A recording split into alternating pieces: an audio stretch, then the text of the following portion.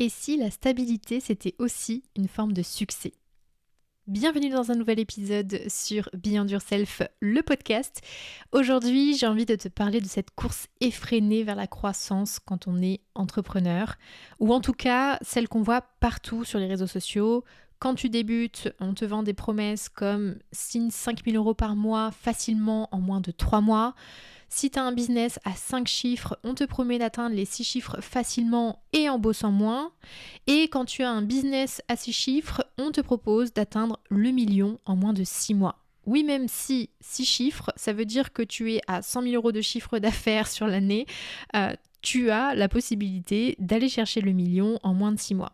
Bref, je pense que tu vois le type de choses que l'on voit passer et repasser en boucle sur les réseaux sociaux, tellement que quand tu es entrepreneur et que tu arrives à te dégager un bon chiffre d'affaires et que tu arrives à te rémunérer à la hauteur de ce que tu veux, et que tu dis autour de toi, je veux rester sur ce niveau de chiffre d'affaires et de rémunération, la personne en face, elle va avoir tendance à dire « Ah bon, mais tu veux pas chercher à faire plus parce que du coup ça veut dire que tu es capable ?» Ou encore, c'est quoi la croyance, c'est quoi le frein qui t'empêche d'aller chercher de la step supérieure? Il y a forcément quelque chose qui te freine pour que tu dises que tu veux rester à ce niveau de chiffre d'affaires. Cette conversation-là, je l'ai eue il n'y a pas si longtemps que ça avec une de mes amies entrepreneurs où justement elle me partageait son envie d'être stable au niveau de son chiffre d'affaires et que quand elle avait commencé à en discuter avec sa coach, la coach lui avait dit en fait c'est sûr qu'il y a un truc qui te bloque et qui fait que t'as pas envie d'aller chercher le niveau suivant alors que tu es totalement capable. Oui, tu peux être capable, mais tu peux aussi avoir envie de ne pas avoir un chiffre d'affaires qui va plus haut que celui que tu as déjà. Alors la question que j'ai envie qu'on se pose aujourd'hui, c'est est-ce que ça fait vraiment de toi un mauvais entrepreneur si tu cherches à stabiliser ton entreprise sans chercher à scaler ou à faire plus 50% de croissance chaque année de manière systématique?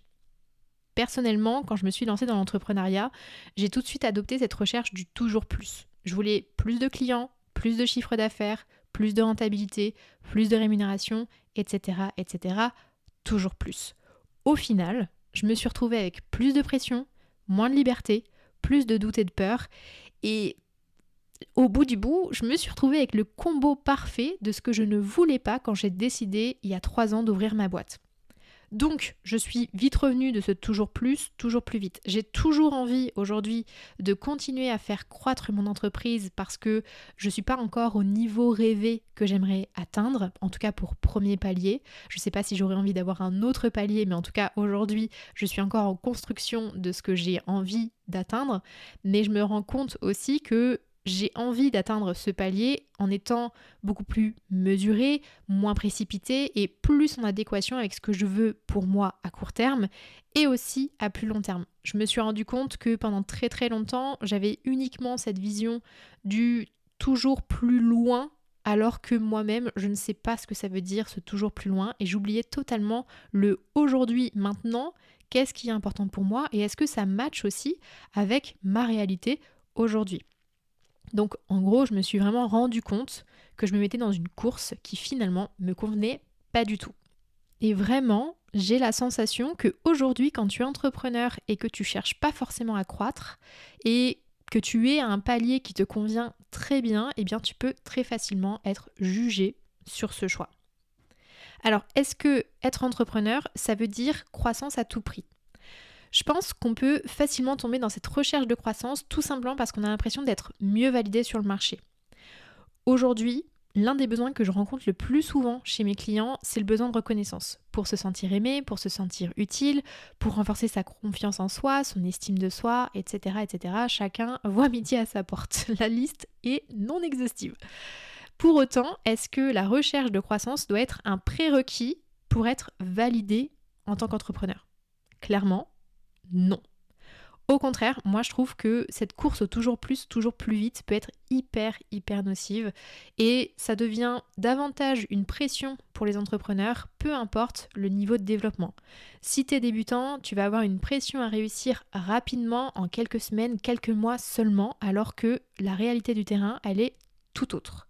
Si tu es du middle market et que tu es déjà capable de vendre tes offres, que tu vis déjà de ton activité, même si c'est pas encore ta rémunération rêvée ou que tu es à cette rémunération rêvée, ben là tu vas avoir une pression à chercher la croissance constante d'une année à l'autre et on va te pousser à scaler. Scaler, ça veut dire quoi? Ça veut dire accélérer très très très très vite la croissance de ton entreprise. Et quand tu es un gros entrepreneur, tu vas avoir une pression à toujours plus innover, à faire grossir tes chiffres de plus en plus pour qu'ils soient encore plus gros, pour qu'ils soient encore plus beaux aux yeux des autres. Alors attention, à contrario, je ne dis pas non plus que chercher la croissance rapide et haute, c'est une mauvaise chose. Je dis juste que on ne devrait pas subir de pression et d'injonction à faire toujours plus si c'est pas ce qu'on veut vraiment. Parce que finalement, c'est ça le fond du sujet. C'est qu'est-ce que tu veux toi, pour ton présent, pour ton futur, pour ton environnement, pour tes relations, pour tous tes autres domaines de vie. Et seul toi as ces réponses-là.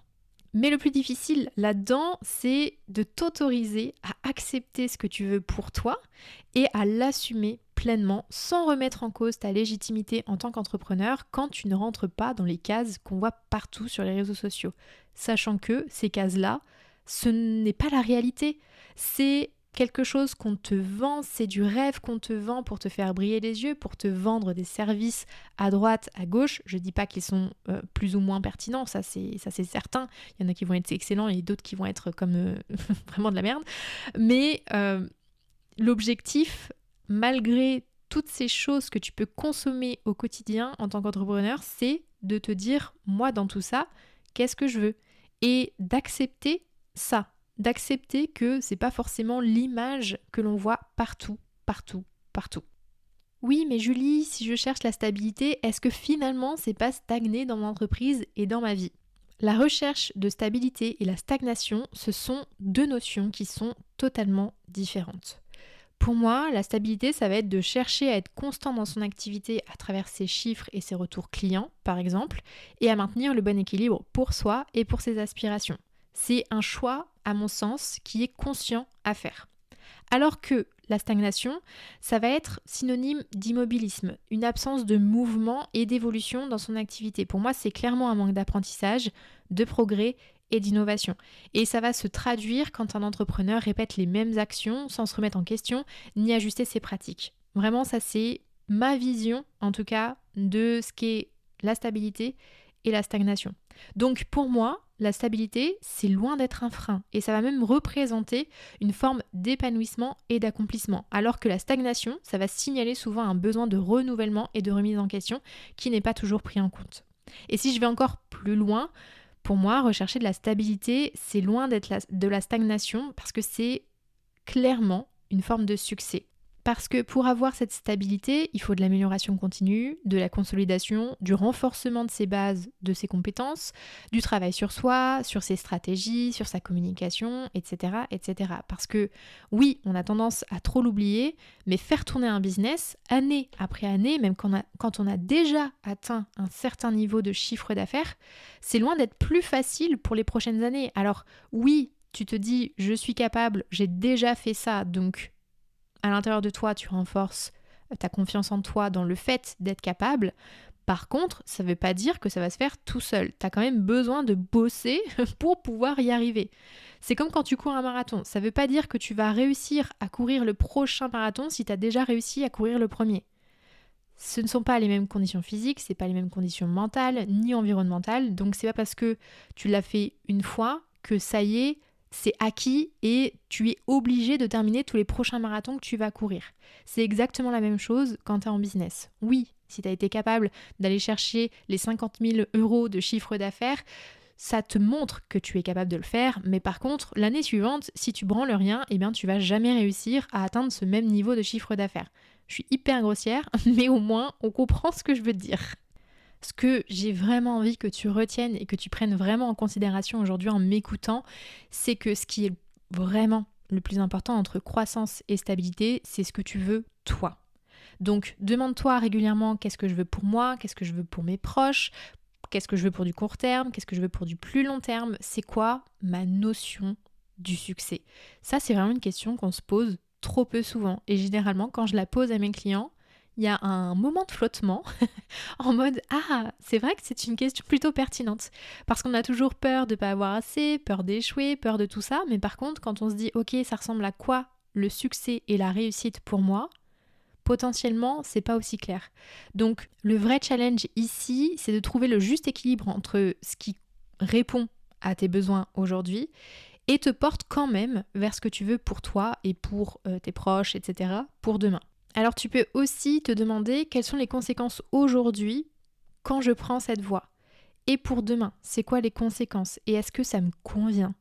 Perso, j'ai toujours des envies d'entreprise beaucoup plus conséquentes un jour, beaucoup moins conséquentes que ce que je pouvais avoir quand j'étais ado et que ça me faisait briller les yeux, en tout cas à l'instant T là quand je te parle. Mais ce jour-là, il n'est pas d'actualité pour moi. Aujourd'hui, j'ai cette envie et ce besoin profond de stabilité parce que ça répond à mes besoins d'aujourd'hui sans pour autant préjudice à mon entreprise de demain.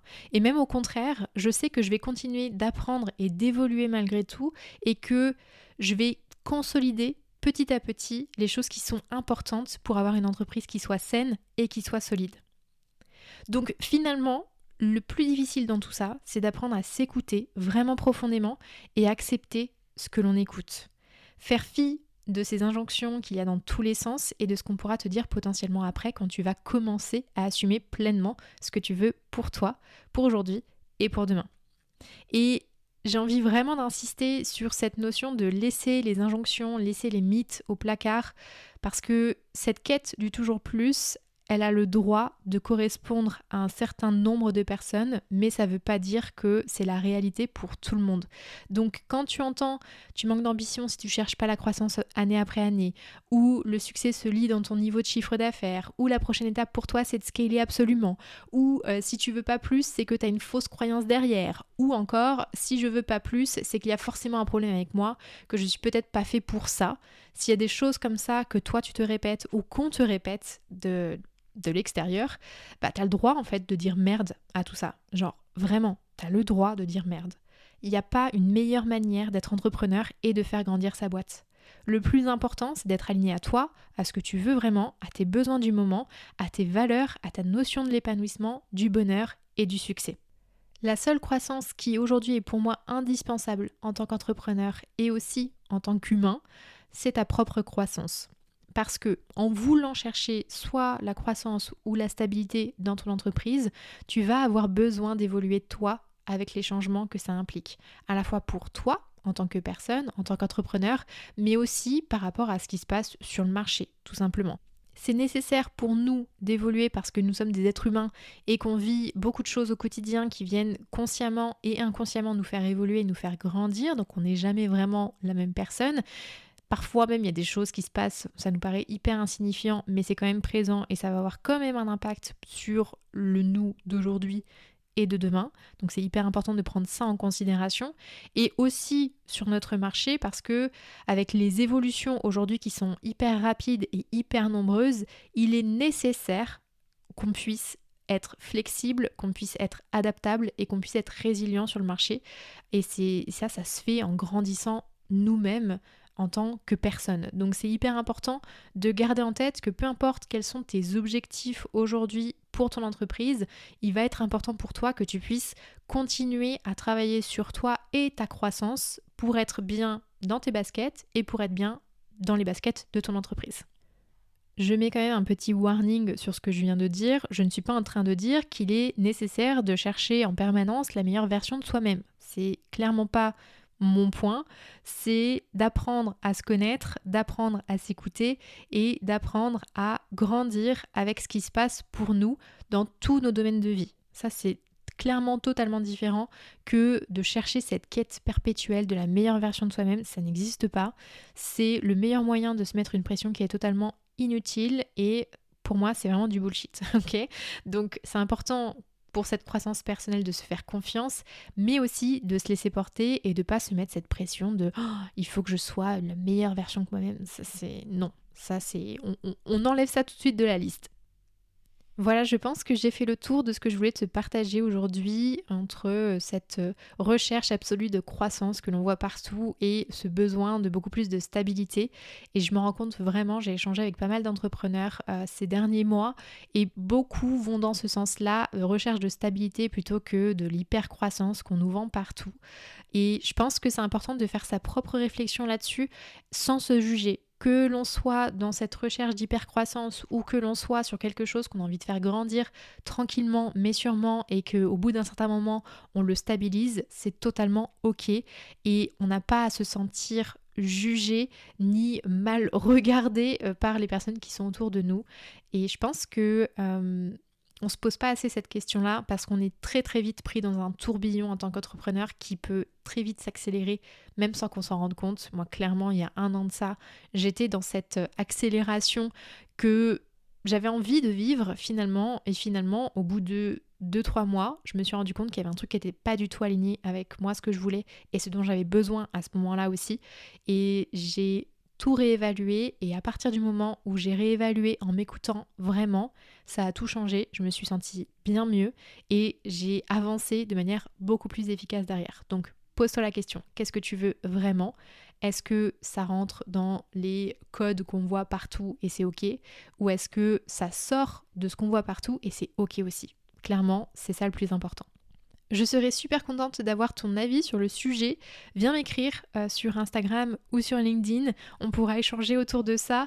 Vraiment, ce serait avec grand plaisir de discuter, voir comment toi tu perçois la chose, qu'est-ce que tu veux pour toi, comment tu perçois aussi le marché. Est-ce que j'ai une idée totalement mauvaise est-ce que mon interprétation est bonne par rapport à ce que je viens de te raconter ou pas du tout? En tout cas, c'est vraiment moi le sentiment que j'ai d'avoir cette oppression permanente sur le fait de faire toujours plus loin, toujours plus vite. Ça m'intéresse d'avoir ton retour. Donc écris-moi, on en discute. Et si jamais cet épisode t'a plu, pense aussi à laisser une note sur Apple Podcast ou sur Spotify pour que tu puisses m'aider à booster la visibilité du podcast, tout simplement. Je te dis à la semaine prochaine pour un nouvel épisode et passe une très bonne journée, soirée, matinée ou après-midi, peu importe le moment où tu m'écoutes. Ciao!